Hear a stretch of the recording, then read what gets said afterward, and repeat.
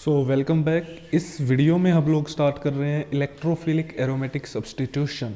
Okay, and this is the part 1 of electrophilic aromatic substitution.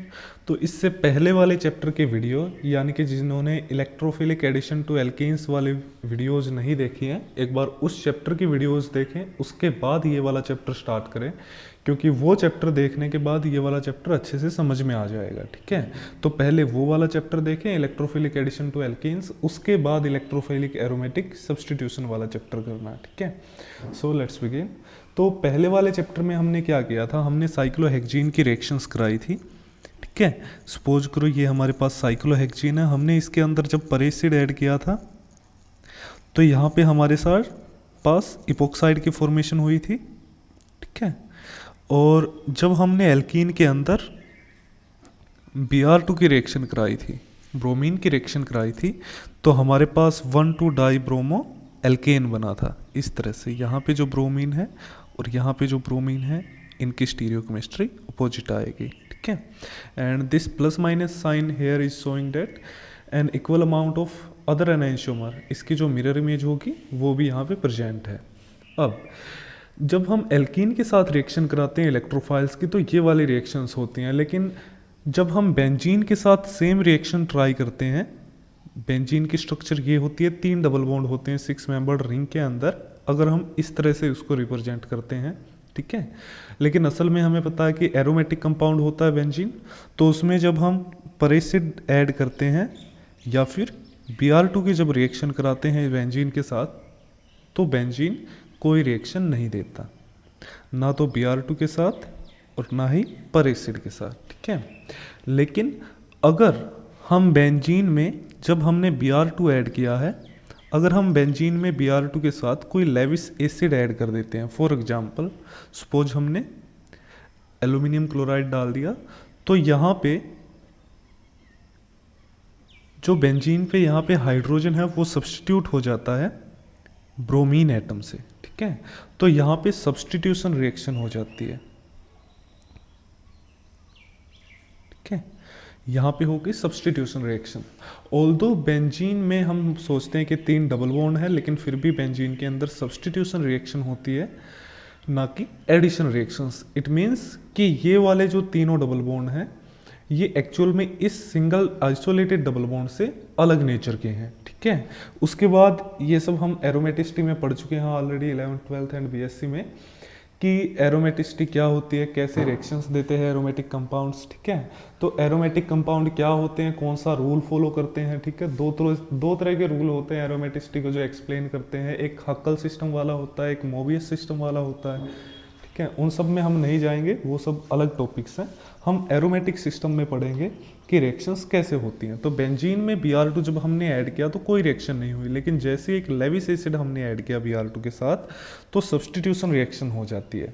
बाद में जब इसका मैकेनिज्म ड्रा किया गया तो कुछ ऐसा बताया गया कि बेंजीन में रिएक्शन ऐसे होती है।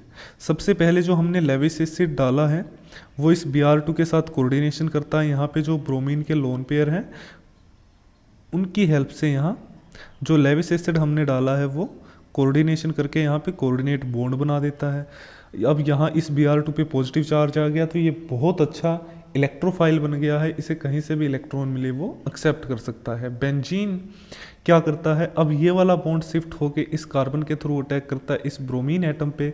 इस ब्रोमीन के 2 बॉन्ड होते ये वाला बॉन्ड शिफ्ट कर देता है इस ब्रोमीन के पास, तो देखो क्या बनता है, ये वाले दोनों डबल बॉन्ड तो एज इट इज है। यहाँ से बॉन्ड बन गया है ब्रोमीन के साथ, यहाँ पे ऑलरेडी एक हाइड्रोजन प्रेजेंट था, यहाँ से बॉन्ड ब्रेक हो गया तो यहाँ पे आ गया पॉजिटिव चार्ज।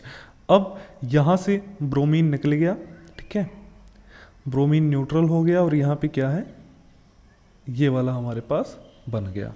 अब यहाँ पे क्या होता है कि एरोमेटिसिटी को दोबारा गेन करने के लिए ये बेंजीन रिंग इस हाइड्रोजन को यहाँ पे ड्रॉप कर देता है, ये वाला बॉन्ड यहाँ पे शिफ्ट हो जाता है, यहाँ से -H पॉजिटिव हो जाता है। उसके बाद हमारा जो फाइनल कंपाउंड बनेगा वो ये बनता है। ठीक है। तो इस तरह से रिएक्शन होती है बेंजीन के अंदर इलेक्ट्रोफाइल्स के साथ। तो यहाँ पे हमें पता चलता है कि बेंजीन बहुत ही अनरिएक्टिव है। सिंपल Br2 के साथ इसने रिएक्शन नहीं की, लेकिन जब Br2 पे पॉजिटिव चार्ज आ गया तब इसने Br2 के साथ रिएक्शन कर ली। तो इसका मीनिंग है तीन चीज़ें हमारे पास कि एक तो बेंजीन जो है वो बहुत ही ज़्यादा अनरिएक्टिव है, ठीक है, वेरी अनरिएक्टिव। दूसरी चीज़, only react with strong electrophiles. Strong electrophiles का मीनिंग है जिन पे पॉजिटिव चार्ज है। तो बेंजीन की अगर हमें रिएक्शन करानी है तो हमें पॉजिटिवली चार्ज इलेक्ट्रोफाइल की जरूरत है, उसके बाद ही बेंजीन रिएक्शन करेगा। और तीसरी चीज़ यहाँ पे क्या आई कि बेंजीन जो है वो सब्स्टिट्यूशन रिएक्शन देता है। एल्कीन देता है एडिशन रिएक्शन, लेकिन बेंजीन ने कैसी रिएक्शन दिया है? Substitution reaction. जो यहाँ पे हाइड्रोजन था उसको रिप्लेस कर दिया ब्रोमीन ने। लेकिन एल्कीन कैसी रिएक्शंस देता है? एल्कीन देता है एडिशन रिएक्शंस, ठीक है। लेकिन बेंजीन एडिशन रिएक्शन नहीं देता, बेंजीन देता सब्स्टिट्यूशन रिएक्शन। ओके, सो अब सब्स्टिट्यूशन रिएक्शंस के लिए हमारे पास इलेक्ट्रोफिलिक सब्स्टिट्यूशन रिएक्शंस के लिए जिनमें इलेक्ट्रोफाइल रिएक्ट कर सकता है बेंजीन के साथ, वो भी बहुत स्ट्रॉन्ग इलेक्ट्रोफाइल। तो इस तरह की जो इलेक्ट्रोफिलिक सब्स्टिट्यूशन रिएक्शन होती हैं वो 3-4 टाइप की होती हैं। एक को हम बोलते हैं नाइट्रेशन, ठीक है, एक को हम बोलते हैं सल्फोनेशन,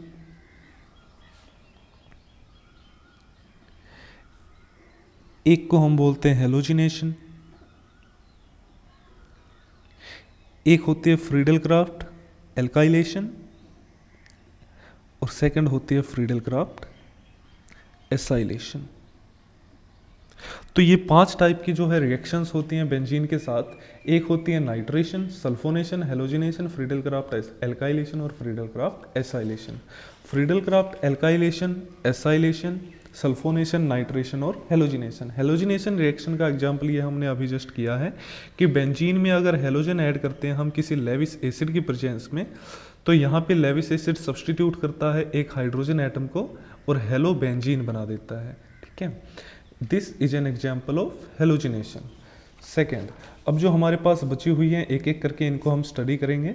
4-5 रिएक्शन है, सिंपल सिंपल। देखो, सबसे पहली है नाइट्रेशन।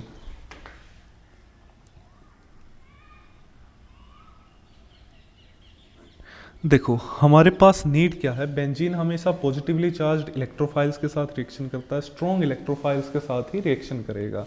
तो स्ट्रॉन्ग इलेक्ट्रोफाइल जनरेट करने के लिए हम क्या करते हैं? एक तो लेते हैं एसिड जो बहुत ज़्यादा स्ट्रॉन्ग है। फॉर एग्जांपल हमने ले लिया H2SO4, ठीक है, इसमें हमने ऐड कर दिया नाइट्रिक एसिड HNO3। अब देखो, सल्फ्यूरिक एसिड और नाइट्रिक एसिड में से ज़्यादा स्ट्रॉन्ग एसिड कौन सा होता है? ऑब्वियसली सल्फ्यूरिक एसिड होता है, ठीक है। तो यहाँ पे क्या होती है रिएक्शन? देखो, जो सल्फ्यूरिक एसिड की स्ट्रक्चर है कुछ ऐसी होती है, इस तरह से, और नाइट्रिक एसिड ऐसा होता है,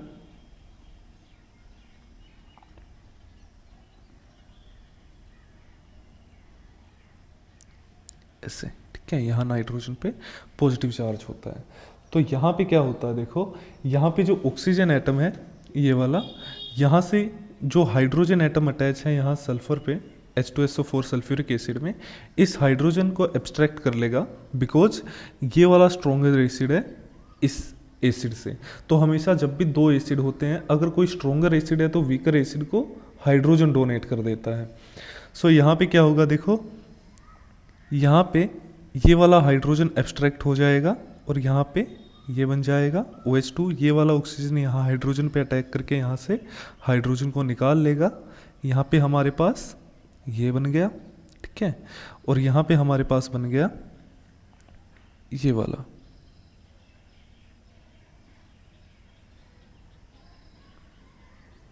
आई होप अभी तक क्लियर है। अब नेक्स्ट स्टेप में क्या होता है? नेक्स्ट स्टेप में ये जो ऑक्सीजन है ये हेल्प करता है इस यहाँ से वाटर की एलिमिनेशन में, इस तरह से। और यहाँ पे हमारे पास क्या बन गया? यहाँ पे बन गया ये वाला कंपाउंड। देखो, ऑक्सीजन ने इलेक्ट्रॉन दे दिए पॉजिटिव चार्ज, और नेगेटिव था, पॉजिटिव आया न्यूट्रल। अब यहाँ नाइट्रोजन पे क्या रह गया? पॉजिटिव चार्ज, ठीक है। अब यहाँ से बन गया वाटर। अब क्या होगा, ये वाला जो इलेक्ट्रोफाइल है ये अटैक करेगा बेंजीन रिंग पे। देखो यहाँ पे हमारे पास बेंजीन रिंग है, हमने पॉजिटिव चार्ज वाला बहुत ही स्ट्रॉन्ग इलेक्ट्रोफाइल जनरेट कर लिया है यहाँ पे। अब क्या होगा देखो, ये वाला बॉन्ड ब्रेक होके इस कार्बन के थ्रू अटैक करेगा यहाँ नाइट्रोजन के ऊपर। नाइट्रोजन 5 बॉन्ड बना नहीं सकता, तो एक बॉन्ड शिफ्ट कर देगा यहाँ ऑक्सीजन के पास। देखो क्या बनेगा, यहाँ पे एक हाइड्रोजन पहले ही प्रेजेंट था, यहाँ पे बॉन्ड बन गया नाइट्रोजन से, ठीक है। यहाँ पे O नेगेटिव और यहाँ पे पॉजिटिव चार्ज। अब यहाँ पे चार्ज आ गया पॉजिटिव, बिकॉज इस कार्बन से इलेक्ट्रॉन डबल बॉन्ड ब्रेक हो गया है। अब क्या होगा, ये वाला हाइड्रोजन यहाँ पे रिलीज हो जाएगा और वापस से कंपाउंड बन जाएगा एरोमेटिक। तो हमारे पास क्या जनरेट हो जाएगा, देखो यहाँ पे एक डबल बॉन्ड आ गया और यहाँ पे क्या जुड़ा हुआ है, ये वाला ग्रुप नाइट्रो ग्रुप। तो ओवरऑल अगर इस रिएक्शन को दिखाएं तो हमने बेंजीन के अंदर क्या किया, हमने बेंजीन के अंदर nitric acid plus sulphuric acid add किया और हमें क्या मिला, यहाँ बेंजीन के ऊपर NO2 ग्रुप ऐड हो गया, ठीक है। इस रिएक्शन को बोलते हैं नाइट्रेशन, ठीक है, नाइट्रेशन। तो यहाँ पे मैकेनिज्म क्या है नाइट्रेशन का, देखो नाइट्रेशन का मैकेनिज्म है, सबसे पहले H2SO4 और HNO3 मिलके यहाँ पे इलेक्ट्रोफाइल जनरेट करते हैं। HNO3 यहाँ पे वीकर एसिड है H2SO4 से, तो ये यहाँ पे हाइड्रोजन एब्स्ट्रैक्ट कर लेता है, ये बन जाएगा हमारे पास। यहाँ से वाटर की एलिमिनेशन होके NO2 पॉजिटिव बनता है, यहाँ पे इलेक्ट्रोफाइल हमने जनरेट कर दिया। फिर बेंजीन रिंग अटैक करता है इस इलेक्ट्रोफाइल पे और यहाँ पे ये वाला कैटायन बनता है, फिर वापस से H पॉजिटिव रिलीज होके बेंजीन बन जाता है और ओवरऑल बेंजीन से क्या बन गया, नाइट्रोबेंजीन। तो इस रिएक्शन को बोलते हैं नाइट्रेशन, जिसके अंदर हम नाइट्रो ग्रुप ऐड करते हैं बेंजीन के ऊपर, ठीक है। तो ये पहली electrophilic addition reaction, electrophilic substitution reaction थी। नेक्स्ट जो रिएक्शन होती है हमारे पास वो होती है सल्फोनेशन।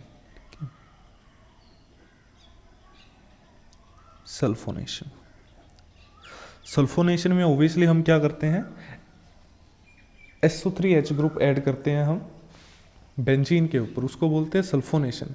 ओवरऑल अगर हम रिएक्शन को दिखाएं तो यहाँ बेंजीन के ऊपर सल्फोनेशन में क्या हो जाता है, बेंजीन के ऊपर सल्फोनेशन में ये वाला ग्रुप लग जाता है, ठीक है। अब इसके लिए रिएजेंट क्या होते हैं, देखो हमें इलेक्ट्रोफाइल क्या चाहिए, हमें नीड है SO3H पॉजिटिव इलेक्ट्रोफाइल की, तभी तो जाके ऐड होगा। जो जैसे वहाँ पे NO2 इलेक्ट्रोफाइल हमने जनरेट किया था NO2 पॉजिटिव, ऐसे यहाँ पे SO3 पॉजिटिव जनरेट करना। उसको जनरेट करने के दो मेथड है। पहला मेथड तो है कि हम कंसनट्रेटेड H2SO4 डाल दें, कंसनट्रेटेड सल्फ्यूरिक एसिड डाल दें, तो वहाँ पे क्या होगा, देखो ये होता कंसनट्रेटेड सल्फ्यूरिक एसिड, तो ये एक अपने ही दूसरे मॉलिक्यूल के साथ रिएक्शन करता है और हाइड्रोजन को एब्स्ट्रैक्ट कर लेता है। देखो ऐसे यहाँ पे जनरेट हो जाता है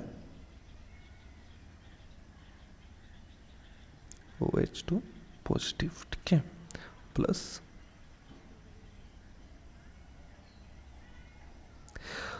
अब यहाँ पे क्या होता है, देखो यहाँ पे ये जो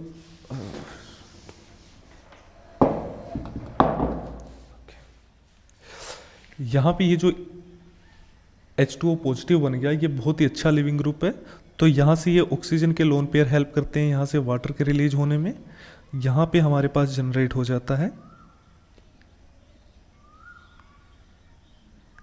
ये वाला इलेक्ट्रोफाइल, ठीक है। तो हमने जनरेट कर लिया है SO3 पॉजिटिव इलेक्ट्रोफाइल, H2O। अब ये वाला इलेक्ट्रोफाइल रिएक्शन करेगा बेंजीन के साथ। देखो यहाँ पे हमारे पास बेंजीन है, यहाँ पे हमारे पास है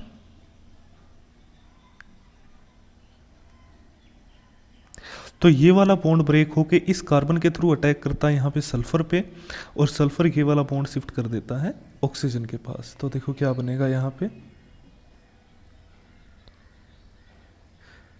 पे ये बॉन्ड सल्फर से जुड़ गया, डबल बॉन्ड ऑक्सीजन, और यहाँ पे ऑक्सीजन के पास शिफ्ट हो गया ये वाला बॉन्ड। ऑक्सीजन को इलेक्ट्रॉन मिलेंगे, नेगेटिव चार्ज आएगा, और पॉजिटिव था नेगेटिव आएगा तो ओवरऑल न्यूट्रल। इसी तरह से इस कार्बन पे आ जाएगा पॉजिटिव चार्ज, बिकॉज ये वाला बॉन्ड यहाँ से ब्रेक हो गया इस कार्बन से, और यहाँ पे एक हाइड्रोजन पहले से प्रेजेंट था। अब वापस से ये वाला हाइड्रोजन यहाँ से रिलीज हो जाएगा एरोमेटिसिटी को गेन करने के लिए दोबारा। क्यों? क्योंकि एरोमेटिक कंपाउंड ज़्यादा स्टेबल होते हैं नॉन एरोमेटिक कंपाउंड से। तो अब देखो यहाँ पे हमारे पास बन गया ये वाला कंपाउंड। तो ओवरऑल इस रिएक्शन को हम बोलते हैं सल्फोनेशन।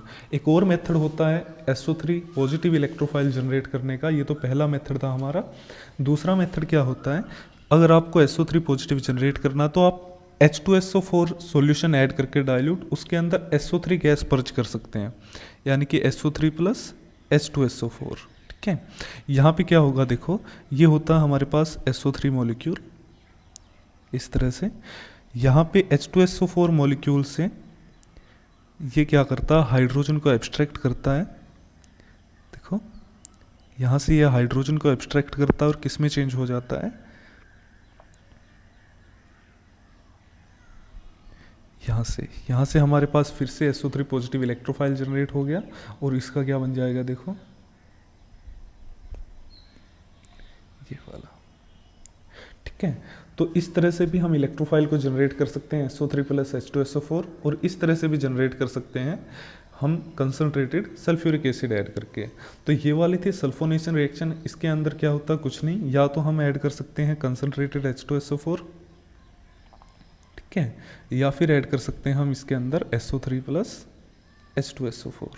ठीक है, दोनों ही रिएक्शंस में सब्सटीट्यूशन हो जाता है हाइड्रोजन का SO3H ग्रुप के साथ। ठीक है, उसके बाद नाइट्रेशन हम कर चुके हैं, सल्फोनेशन कर चुके हैं, हेलोजिनेशन हम पहले ही कर चुके हैं। ठीक है, रिवाइंड करने के लिए हेलोजिनेशन में क्या हुआ था, हेलोजिनेशन में हमने हेलोजन ऐड किया था in presence of Lewis acid. तो यहाँ पे हेलोजन ने हाइड्रोजन को सब्स्टिट्यूट कर दिया था इस तरह से। ठीक है, ये वाली हेलोजिनेशन रिएक्शन थी, इसका मैकेनिज्म हम पहले ही कर चुके हैं। अब दो रिएक्शन हमारी रहती है, एक तो Friedel Crafts alkylation and Friedel Crafts acylation. Friedel Crafts alkylation तो क्या होती है देखो, बेंजीन के ऊपर फ्रीडल क्राफ्ट, यहाँ तो है एल्काइलेशन। ठीक है, एल्काइलेशन में क्या होता है, बेंजीन के ऊपर हमारे पास एक एल्काइल क्लोराइड होता है। ठीक है, उसके हम ऐड कर देते हैं बेंजीन के अंदर in presence of Lewis acid. तो ये R ग्रुप क्या होता है, ये R ग्रुप जुड़ जाता है यहाँ बेंजीन के साथ और यहाँ हाइड्रोजन को सब्स्टिट्यूट कर देता है। ये तो होती है एल्काइलेशन। एसाइलेशन में क्या होता है, सिंपल जैसे नाम से पता लग रहा, हम एसाइल ग्रुप ऐड करते हैं बेंजीन के अंदर। देखो फ्रीडल क्राफ्ट एसाइलेशन में ये हमारे पास बेंजीन है और बेंजीन के अंदर हम ऐड करते हैं acid chloride RCOCl in presence of Lewis acid. तो यहाँ पे क्या होता है, बेंजीन के अंदर जब हम ये ऐड करते हैं तो ये जो एसाइल ग्रुप है CO और ये वाला ग्रुप रिप्लेस कर देता है यहाँ पे हाइड्रोजन एटम को। तो ये होती है फ्रीडल क्राफ्ट एल्काइलेशन, ये होती है फ्रीडल क्राफ्ट एसाइलेशन। अब इन रिएक्शंस का मैकेनिज्म क्या होता है देखो, पहले एल्काइलेशन का मैकेनिज्म देखो। फ्रीडल क्राफ्ट एल्काइलेशन में क्या होती है कि सबसे पहले हमारे पास एक R ग्रुप है। ठीक है, R ग्रुप सपोज करो मैं यहाँ पे ले लेता हूँ टर्शरी ब्यूटाइल ग्रुप ऐसे, और यहाँ पे हमारे पास OH ग्रुप है। ठीक है, तो ये मैं इसलिए दिखा रहा हूँ, देखो सपोज करो हमारे पास यहाँ पे एल्काइल क्लोराइड है ऐसे, तो इसके अंदर हमने क्या ऐड किया है, लेविस एसिड ऐड किया है। ठीक है, तो लेविस एसिड क्या करेगा, इस हेलोजन से कोऑर्डिनेशन कर लेगा पहले,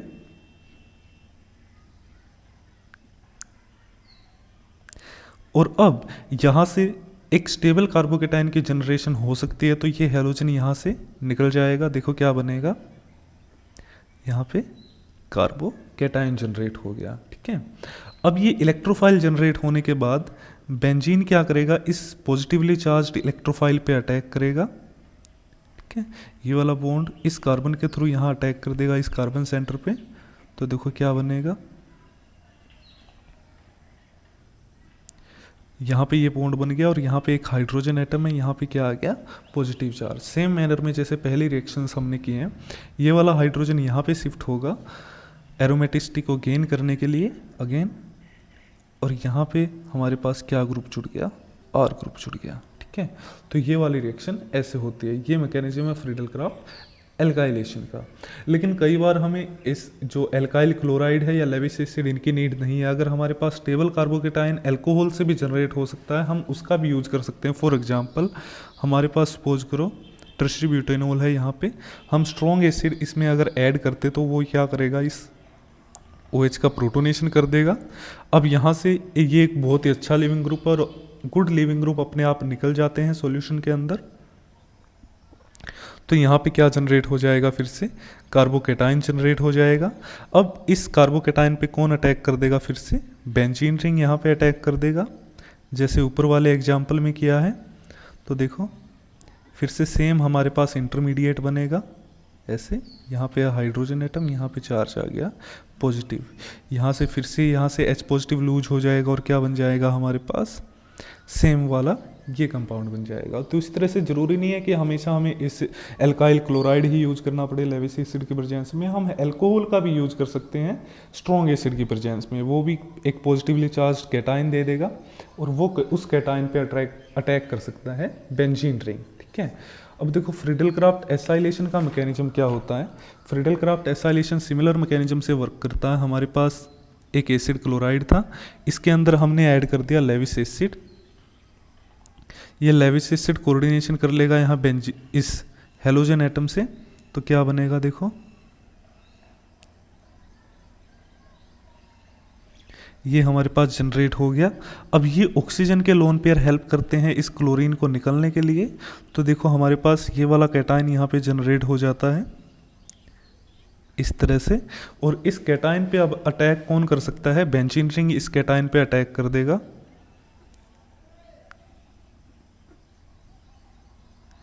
इस तरह से ये बॉन्ड ब्रेक होके इस कार्बन के थ्रू यहाँ पे अटैक करेगा और ये बॉन्ड शिफ्ट हो जाएगा ऑक्सीजन के पास। तो देखो क्या बनेगा,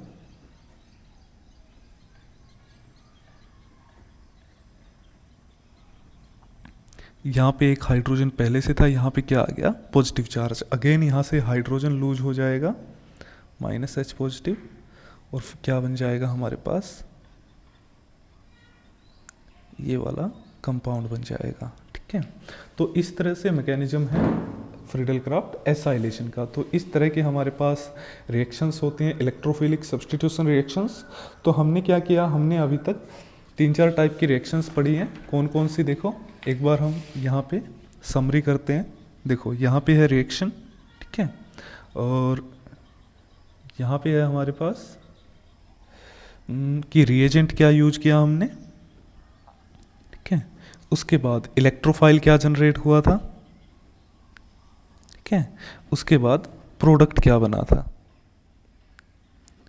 देखो सबसे पहले हमने कौन सी रिएक्शन की थी, सबसे पहले हमने की थी ब्रोमिनेशन या हेलोजिनेशन, ठीक है। ब्रोमिनेशन के लिए हमने क्या यूज किया था, Br2 प्लस लेविस एसिड। अच्छा, अब लेविस एसिड आप काफ़ी सारे यूज कर सकते हो, जैसे AlCl3, ठीक है, FeCl3, या फिर आयरन पाउडर भी आप यूज कर सकते हो, ठीक है। काफ़ी टाइप के आप लेविस एसिड यूज कर सकते हो। इलेक्ट्रोफाइल हमारे पास क्या बना था, ब्रोमीन से कोऑर्डिनेशन कर लिया था लेविस एसिड ने, ऐसे इस तरह से इससे कोऑर्डिनेशन किसने कर लिया था, लेविस एसिड ने। तो ये हमारे पास बना था। प्रोडक्ट हमारे पास क्या बना था रिएक्शन में बेंजीन से, यहाँ पे बेंजीन पे ब्रोमीन आके जुड़ गया था, ठीक है। नेक्स्ट हमने क्या पढ़ा था, नेक्स्ट हमने पढ़ी थी नाइट्रेशन रिएक्शन। नाइट्रेशन रिएक्शन में क्या हुआ था, हमने यूज किया था H2SO4 प्लस HNO3, ये वाला रिएजेंट हमने यूज किया था। इसमें हमारे पास इलेक्ट्रोफाइल क्या बना था, नाइट्रोनियम आयन, इस तरह से NO2 पॉजिटिव, और प्रोडक्ट हमारे पास क्या बना था, यहाँ बेंजीन के ऊपर क्या अटैच हो गया था, NO2, ठीक है। नेक्स्ट हमने कौन सी रिएक्शन पढ़ी थी, नेक्स्ट हमने पढ़ी थी Friedel Crafts alkylation. Friedel Crafts alkylation में हमने क्या यूज किया था, एक alkyl halide plus Lewis acid, ये हमने यूज किया था। यहाँ पे इलेक्ट्रोफाइल क्या बना था, R पॉजिटिव, और यहाँ पे प्रोडक्ट हमारे पास क्या बना था, बेंजीन पे आके जुड़ गया था R ग्रुप। ऐसे हमने फ्रीडल क्राफ्ट एसाइलेशन किया था। फ्रीडल क्राफ्ट एसाइलेशन में हमने क्या यूज किया था, RCOCl acid chloride plus Lewis acid, ठीक ठीक है। और यहाँ पे इलेक्ट्रोफाइल हमारे पास क्या बना था, ये वाला बना था, ठीक है, RCO पॉजिटिव। और हमारे पास फिर प्रोडक्ट क्या बना था, यहाँ पे COR ग्रुप बेंजीन से अटैच हो गया था। तो ये वाली हमारे पास रिएक्शन हुई थी। नेक्स्ट रिएक्शन हमने की थी सल्फोनेशन।